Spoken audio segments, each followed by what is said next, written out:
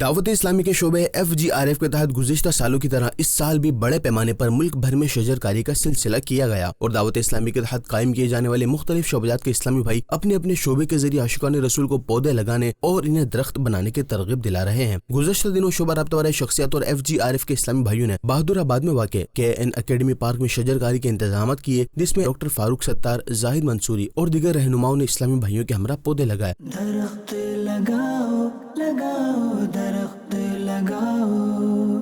Doctor Farooq Sattar نے دعوت اسلامی کے 42 سال مکمل ہونے پر مبارکباد پیش کی اور FGRF کے کاموں کو سراہتے ہوئے ان کا کہنا تھا، دعوت اسلامی کے 42ویں یوم تاسیس کے موقع پر میں دعوت اسلامی کے روح رواں، ان کے سربراہ امیر مولانا حضرت الیاس قادری صاحب کو بالخصوص اور ان کے تمام ماننے والوں، چاہنے والوں، اراکین اور رضاکاروں کو دل کی گہرائی سے مبارکباد پیش کرتا ہوں۔ پودے لگانا، شجر کاری کرنا یہ ایک نیکی ہے اور بہت بڑی خدمت ہے، اور ہم نے ان کے ساتھ پودے لگائے تو میں ان کے